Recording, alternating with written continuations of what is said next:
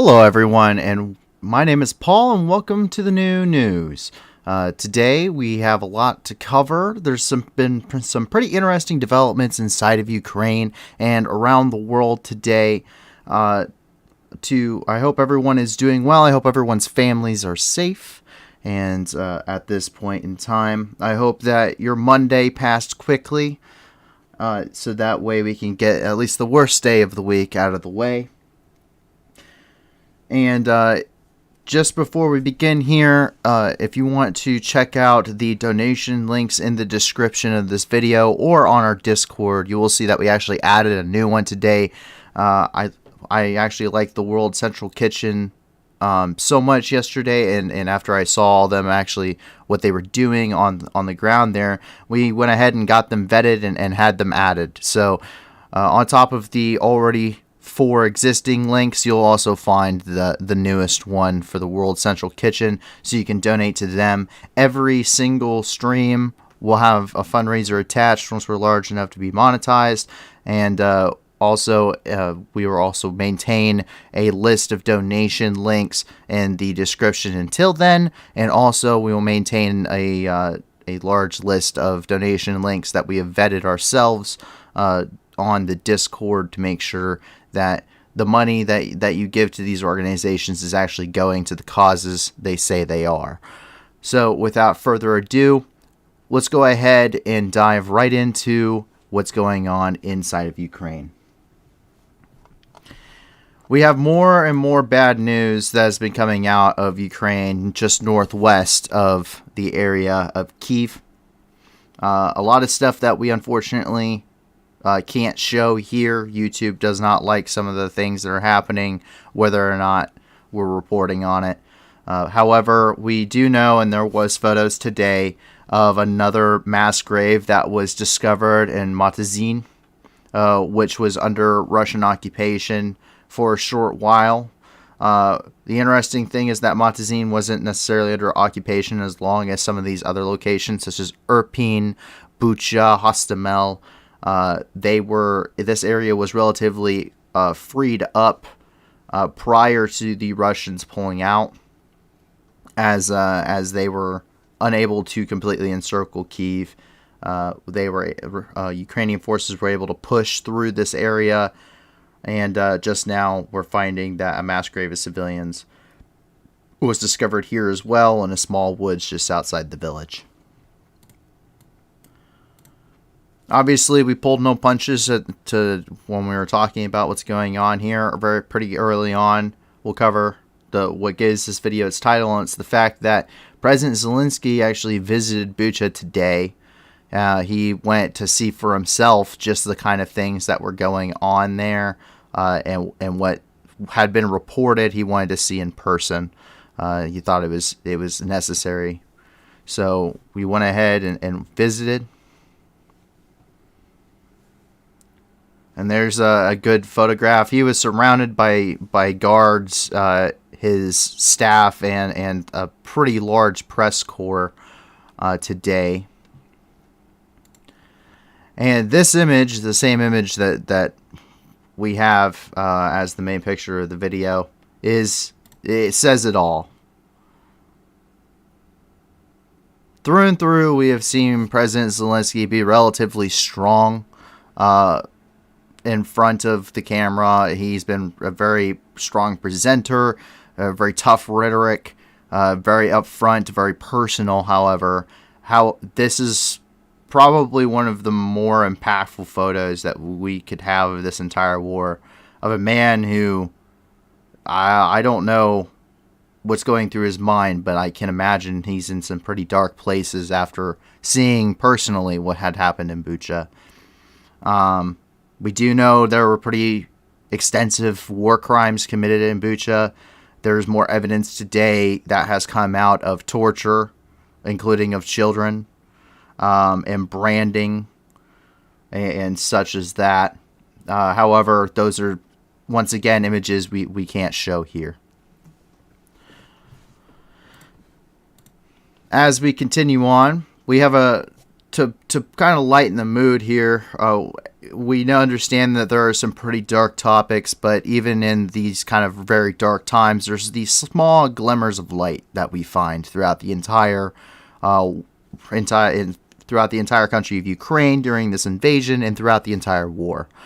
And something that we found is, we've seen this a little bit before. It's a dog named Cartridge. And Cartridge got his name, obviously, for some rather obvious reasons. Cartridge is a bomb-sniffing dog with the Ukrainian EOD teams, and he was spotted just northwest of Kyiv today, being one of the goodest boys he possibly could.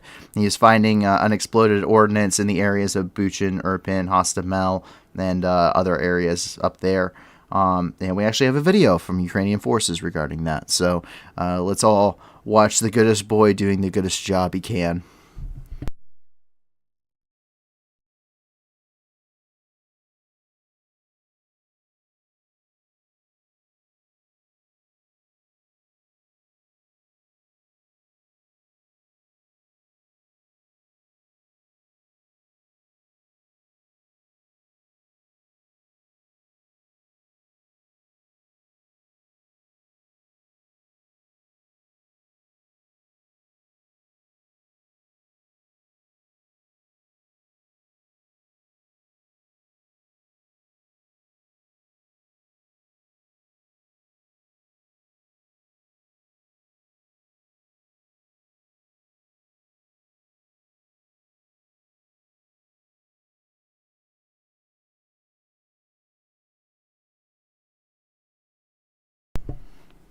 We've seen a lot of videos of abandoned pets and things in Ukraine from refugees that had to flee their home, displaced persons. And it's always good to see those photos. A lot of them don't include locations or general areas that we can easily identify, so we can't always include them here. But when we can, it's always nice to try and have a little bit of uplifting story in all of the terrible things that are going on. And on the military front, however, there are more uplifting stories.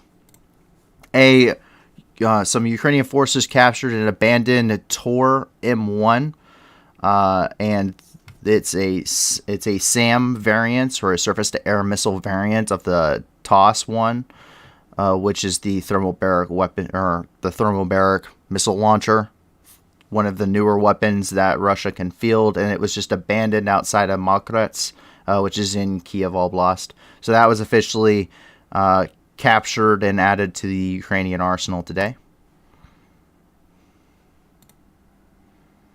And we can see that it's maybe a little beat up, a little rough around the edges, but it still has its munitions inside, so we know that this thing can still be used. It could probably be fixed up with the spare parts from the not so fixable units that they have.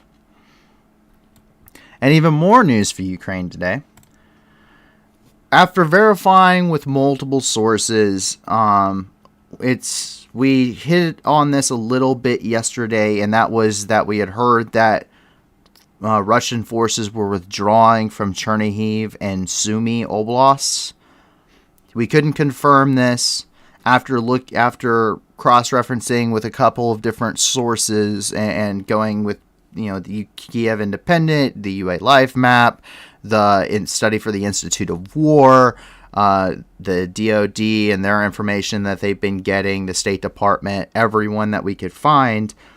We can safely say that almost all, if not all, Russian forces have at this point withdrawn from the Chernihiv and Sumy Oblasts, which is fantastic news. This means that Russian forces are no longer a threat in the north at all, which is wonderful news. That means that the Belarusian border is now secure, and all that's really left is the Russian border, despite there being large amounts of troops that have been congregating in Gomel.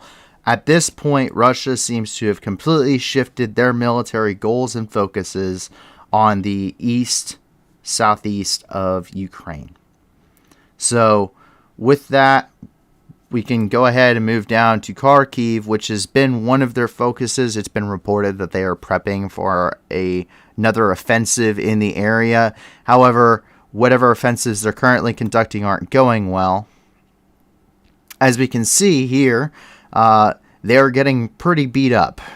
They are not doing well at all. We're still seeing more and more destroyed vehicles coming out of this area every single day. It seems like we're getting stuff that's, whether that is destroyed aircraft. We've seen aircraft being shot down. We've seen shelling. We have seen destroyed convoys and captured munitions, captured troops. So whatever's going on in this area as is not going very well. Same thing with Izium. It is purported that they have conditions set to launch another major offensive in this area. We'll see how that works out for them. I doubt it will. Russian and separatist forces today also posted some interesting footage. They were trying to show off that they had captured some spent munitions. And I mean like spent AT-4 rockets and spent in-laws, which can't be reloaded. They're just fiberglass tubes at this point. But they quote unquote captured a bunch of these fiberglass tubes that were left behind after they had been used on their forces, and decided to pose with them.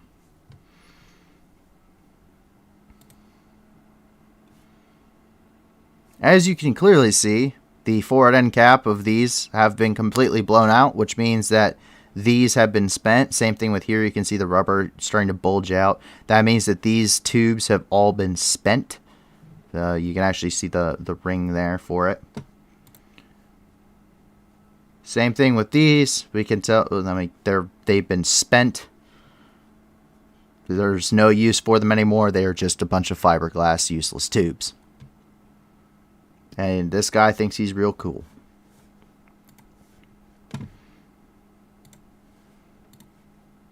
However, in a more significant manner, there has been a significant amount of activity going on in the Luhansk and the Donetsk regions of the Donbass part of Ukraine. We do know that Russia has officially shifted their military focus to these areas. This seems to be, they couldn't make real gains anywhere else, so they might as well make gains where they basically already controlled the region they had since 2014.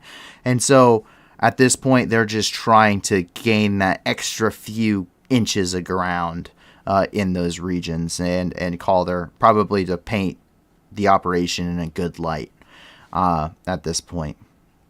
And we can see that Russian helicopters were in fact operating in Luhansk today. We saw a couple different ones, but there's one that really stood out. We could get from a couple angles and actually could pinpoint that it was in the Luhansk area. So let's go ahead and take a look.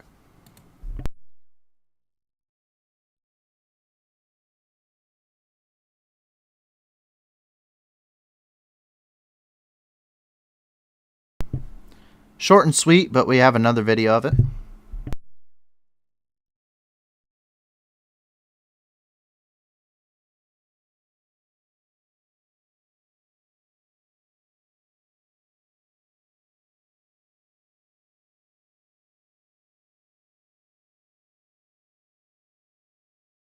What's interesting is that this Russian helicopter, I believe it's an Mi-38. I could be wrong, but I believe it is an Mi-38. Is operating by itself, and normally they will not operate in flights of any less than 2. We've seen them We've seen the Mi-38s operate sometimes with the Ka-52s, which is also known as the Alligator, because they are able to kind of keep speed with each other. The Mi-24 Hind is a little bit slower. It's more of a tank than it is a racing kind of helicopter. So it's very interesting to see that they are now fielding them individually, which makes them easier targets because they can't support each other, and they can't assist each other with ground fire and covering each other when one has a bad angle, the other one doesn't, kind of thing. So what that says about their air superiority and their air control in this area, we don't know, and what the status is of their ground crews and their helicopter fleet, but we do know that a lot have been shot down. More Russian and separatist forces were also spotted moving towards the front today. This comes as more troops and more equipment have either been mobilized from the separatists themselves, or as it's being brought in from Russia, and we can actually see that here.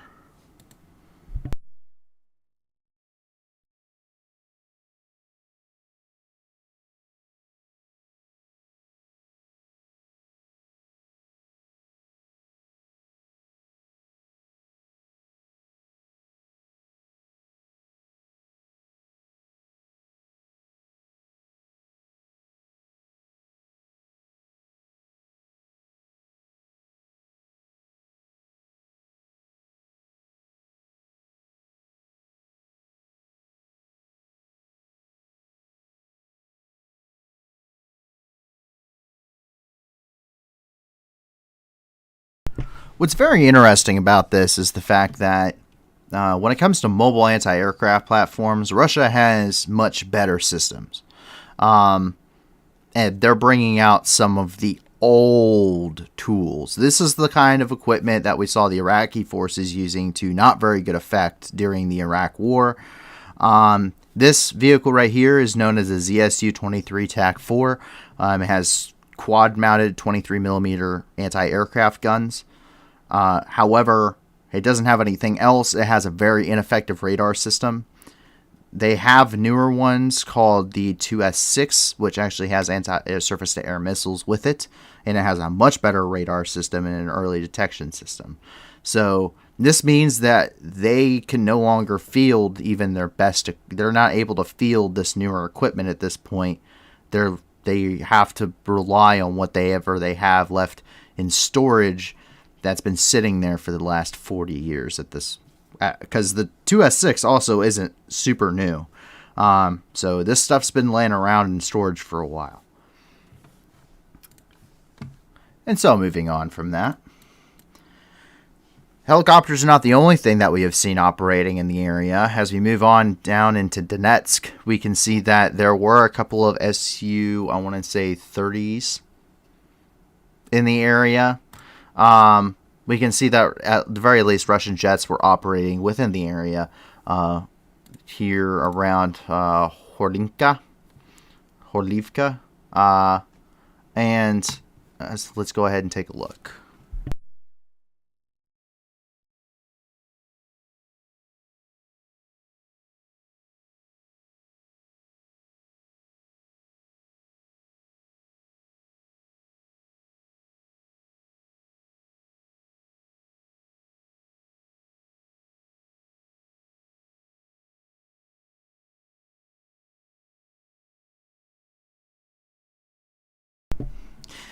And while TikTok has been pretty frequently used by the Chechens for whatever mockery of an operation they're doing down here, it has given us a lot of interesting information throughout this war.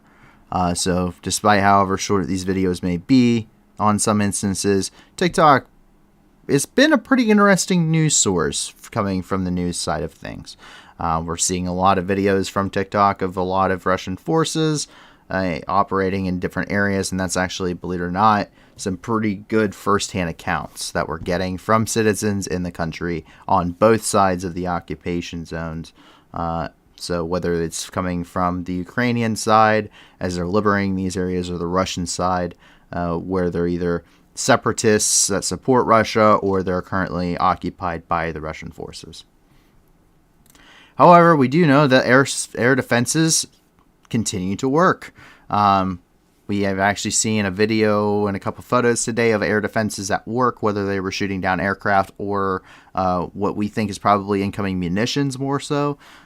We do know that they are still working. The Ukrainians are still putting up a good air defense systems, and that's actually, for the most part, what's keeping the air in the airspace over Ukraine contested to this point. Despite having an overwhelming superiority in an air force, Russia has been unable to gain any kind of air superiority due to ground fire, and because it's also allowed for the Ukrainian Air Force to continue to operate effectively and conduct sorties over the country. So let's take a look.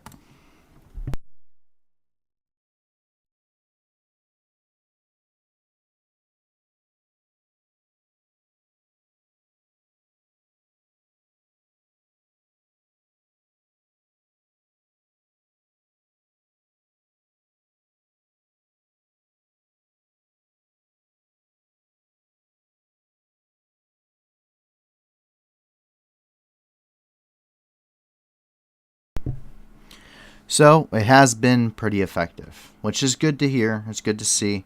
And as we move a little bit further on down, we can see that the Chechens have apparently raided a partisan museum from the looks of it. They said that they raided a bunch of partisans and found them with weapons. However, once we take a look at the video, you'll see I'm pretty sure they went and pulled this stuff straight off of some museum displays. Let's take a look.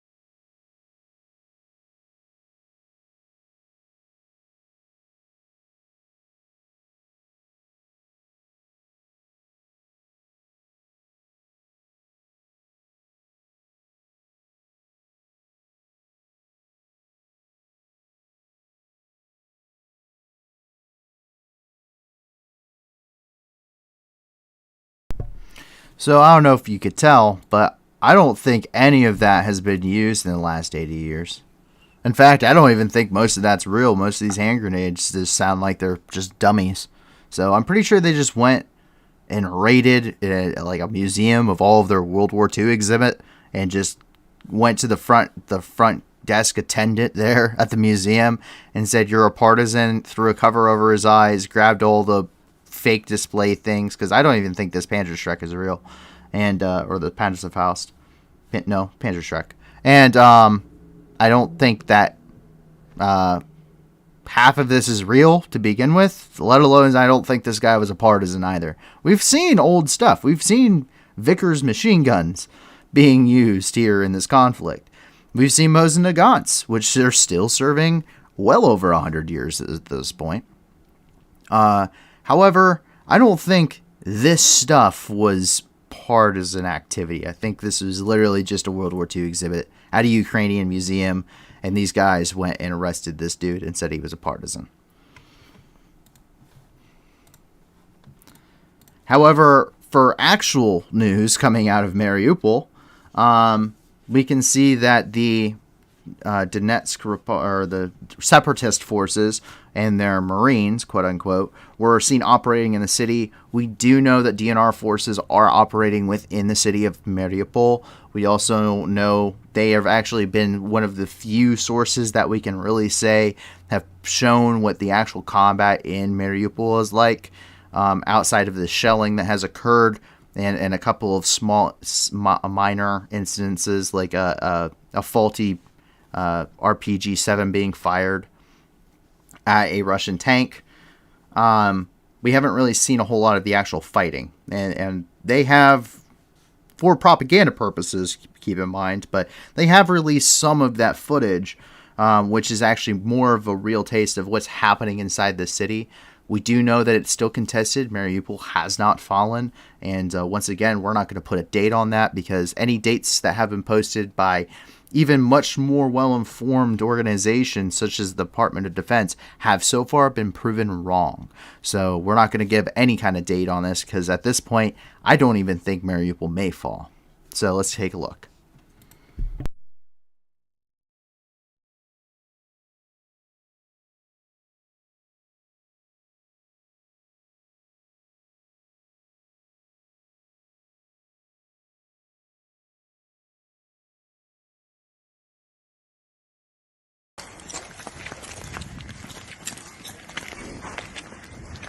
Давай, проходи дальше.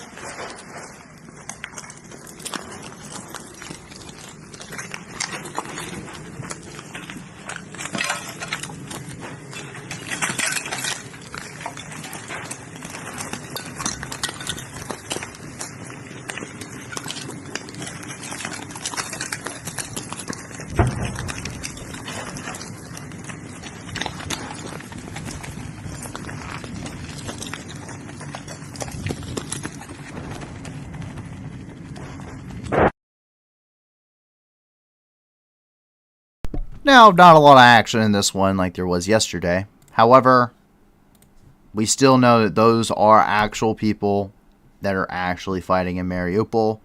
Unlike the Chechens who just shoot at random empty buildings on the outskirts of town that haven't been occupied by Ukrainian forces for the last month. For the last 40 days, really. So, yeah, so that it's nice to have some kind of footage coming out of the area. In Odessa, we reported yesterday about the attacks going on at the oil facilities. We do know that the oil facilities were hit. There was not a lot besides the one video that we were able to find that definitely said, yes, this is Odessa and not, say, Belgorod from the previous days.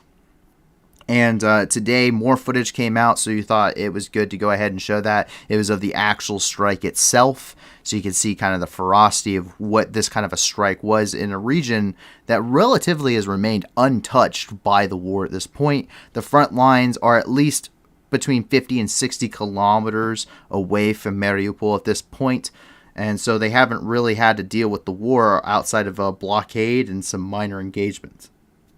So let's go ahead and take a look. Еще один взрыв.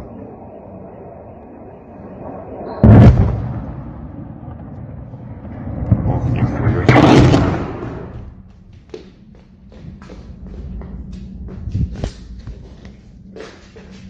Нихуя.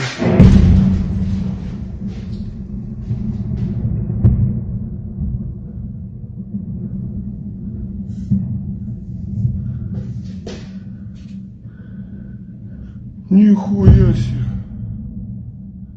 Ёбаные гондоны.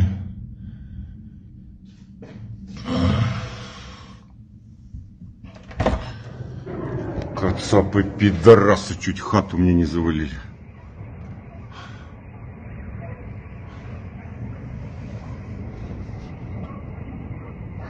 Еще один взрыв.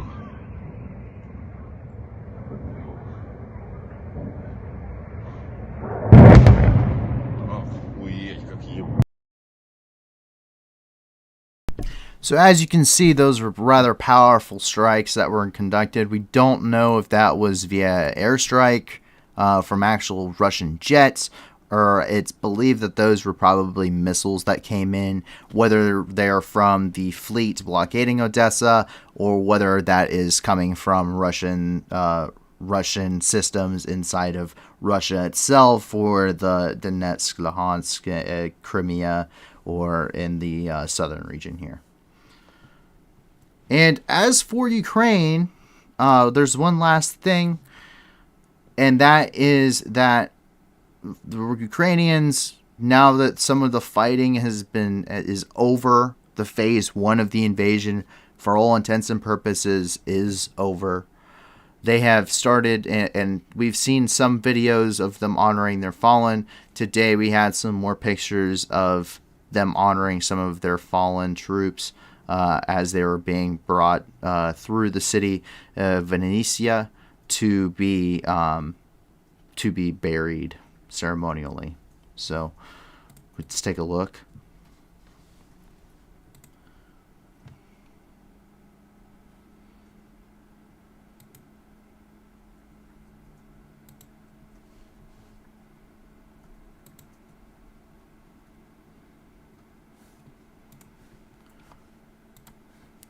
As much as we have seen Ukrainian forces continue to successfully destroy Russian forces, and while that's a lot of the news that we see and what we've been able to report on, because Russians don't want to talk about their losses, we haven't seen a lot of Ukrainian losses, we do know for a fact that there are, which is an unfortunate part of war.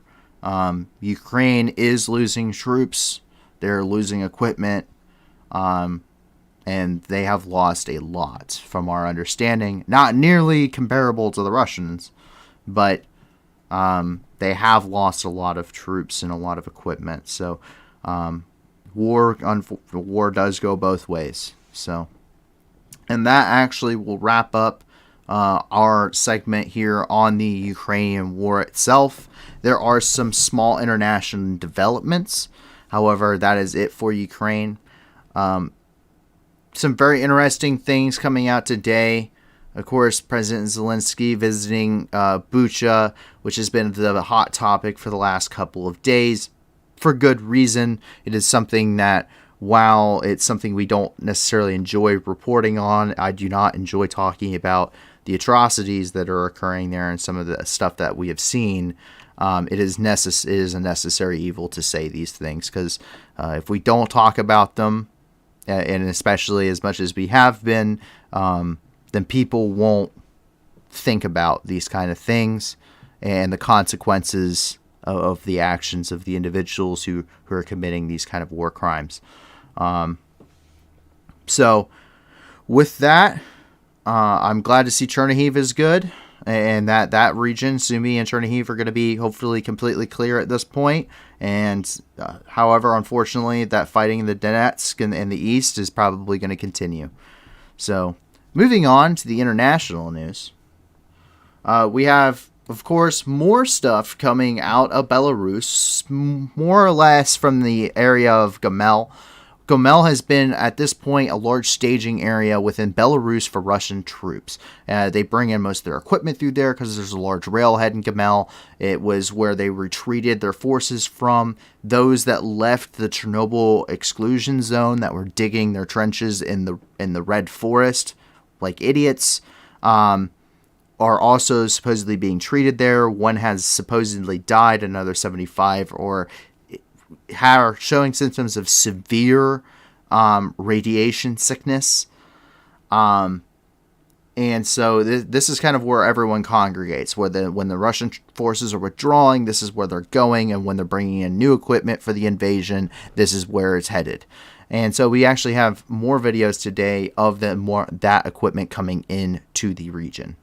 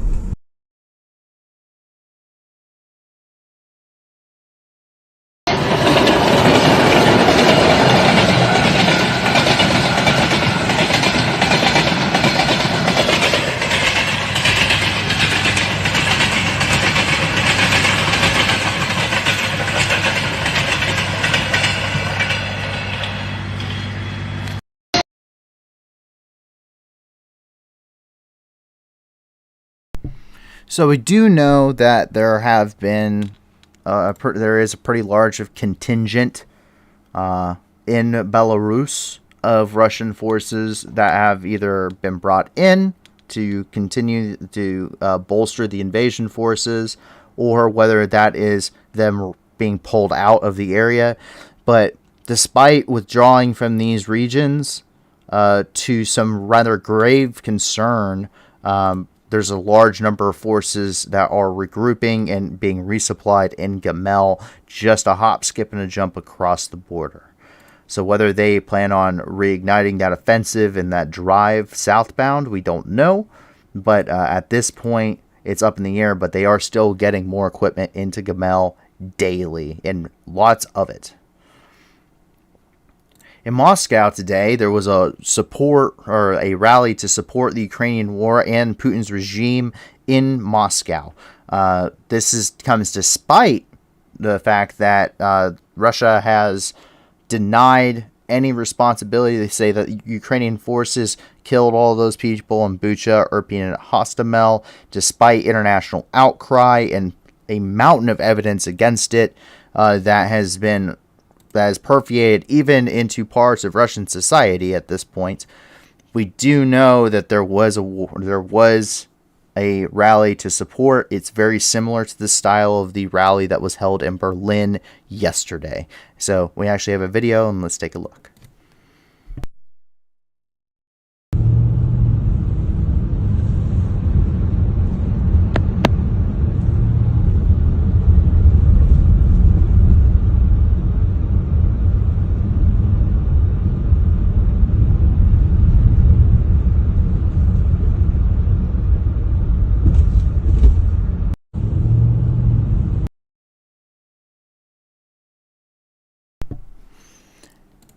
However, on the opposite end of the spectrum, in Bulgaria, at the Russian Culture Center in Sofia, there was a single protester with a very, very stark message. And he dressed himself, as we can see here, he dressed and bound and posed himself in front of the Culture Center as some of the photos we have seen of victims in the BUCHA, Irpin, Hostomel area. There's been a lot of photographs and evidence that have been circulated. We do know that the mayor of, I believe, Irpin was executed along with her entire family and was thrown into a mass grave there. However, the images have been rather stark and pretty damning on Russia and Russian forces.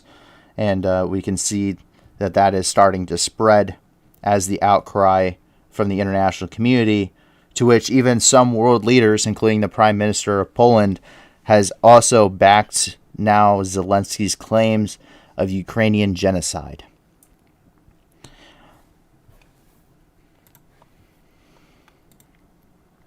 And that's it for Europe. And now we can move on into the Middle East. And we start with some rather interesting news of a different type. There's been a lot of interesting developments lately with the Islamic State, of course. However, the Prime Minister of Lebanon declared bankruptcy to the World Bank today, saying that the country essentially does not have any money. It is so far into debt that it no longer has any other options and officially is declaring bankruptcy. Which is an interesting development. We don't know what the economic situation is inside of Lebanon at this point. We don't know how this will affect Lebanon, if it is stable currently, how it will affect it going forward. However, this is a large step as a nation and is one that is not lightly taken. For instance, the United States, last I was tracking, we were sitting at about $14.5 trillion in debt, and we still have yet to declare bankruptcy. I would have done it long before then, but that's me.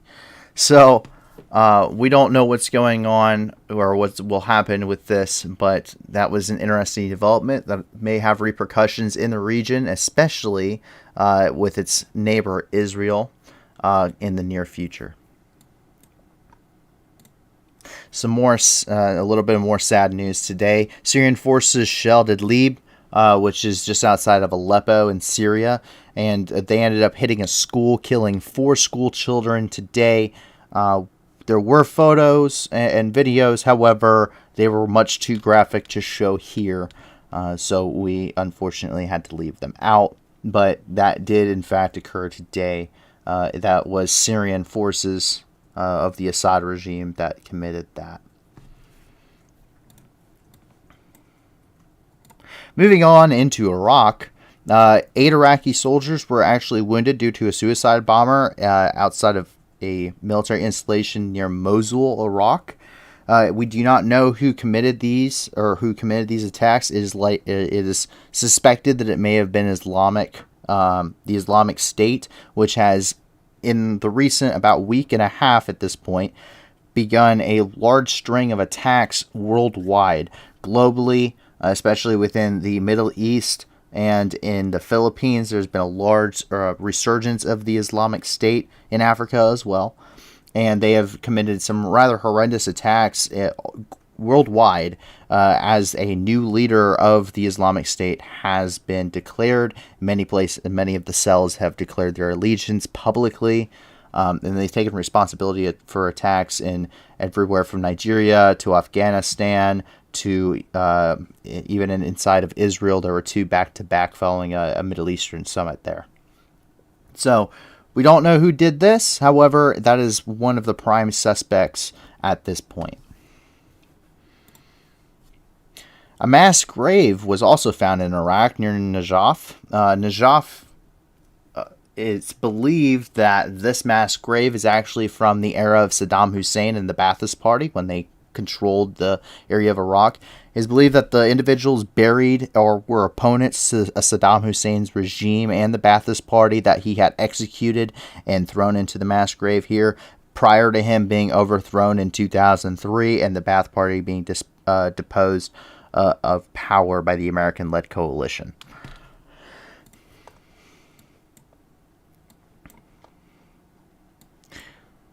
And as we move a little bit further along here and into India and up near Pakistan, there is one dead and one wound, and one was injured after an attack up in the Kashmir region. The Kashmir and Jammu is a disputed region between India and Pakistan that has been a very very large hotbed for tensions. It's considered one of the areas of the world where a large global war could begin because it's still contested and neither side owns the region. They both jointly occupy it, despite hating each other. And we actually have a couple photos of that today.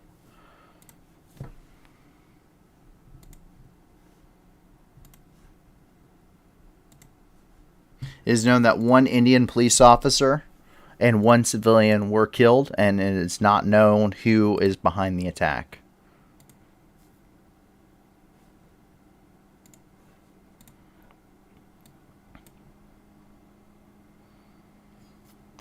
Unrest continues to grow in Sri Lanka. We do know that protests continue today as the president sent a united government deal over to the opposition party. However, the opposition party rejected that. Sri Lanka is in a terrible economic and energy crisis. India has been sending aid, recently announced that it would be sending more aid down to Sri Lanka to keep the region stable. However, the Sri Lankan government has declared a state of emergency and shut down essentially all social media inside of the country. So outside of official reports coming out of the country and independent reporters who may be operating inside of the country from other news sources, there's not a lot of information currently coming out other than there were more protests at this location and they were driven off by tear gas and water cannons.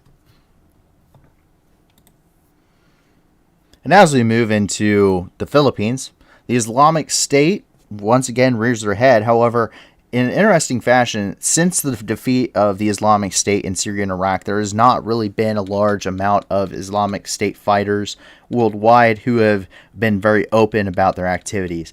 That has changed since the cell inside of the Philippines was declared their allegiance to the new leader.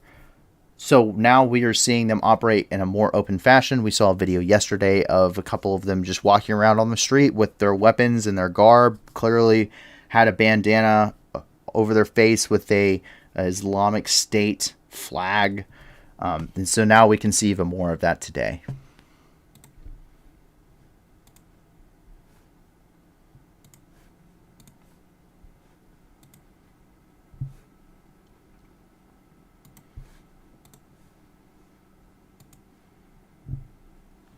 These guys do not care in the Philippines. They are probably one of the more open about their activities when it comes to Islamic State cells in the world. The Philippines is actually one of the largest populations of Islamic of people that follow the Islam, and it has been a hotbed for Islamic extremism for some time now. Not to say the entire country is Islamic extremist. It's definitely not. There's always that one end of the spectrum with every group, and however, they have been the most. This cell has been the most open in recent weeks about their activities, the fact that they are in fact part of the Islamic State, and have been openly battling, from our understanding, even government forces in the Philippine Islands. And we have more news coming out of Africa today. An attack in Burkina Faso actually left 2 dead. At least 1 police officer and 1 civilian were killed in this attack. It is also not known who is behind this and why. We haven't seen any other activity out of Burkina Faso, really. We've seen a lot in Nigeria and Niger, and even in the Democratic Republic of the Congo, but not in Burkina Faso. So we actually have some images today coming out of this.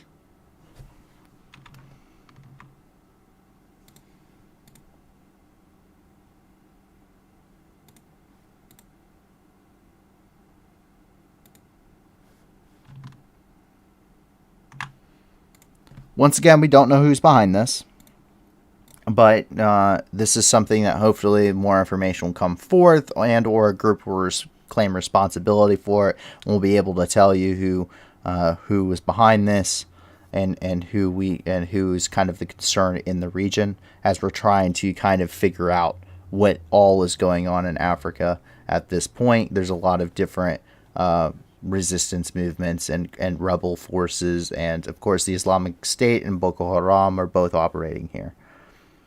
And speaking of Boko Haram militants actually surrendered in the Bono region of Nigeria today. Bono region in Nigeria has seen some pretty significant fighting coming from the Islamic State recently against Nigerian forces. There have been a couple of suicide attacks and open skirmishes against government forces here.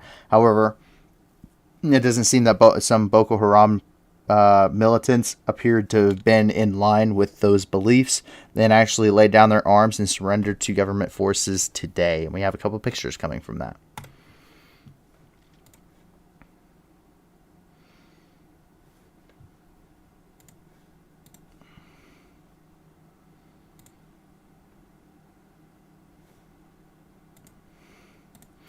So, good news. That certainly is pretty good news. However, to coincide with that, we still don't know who is behind the train attack that happened in Nigeria. However, today we received an update that they are still at large.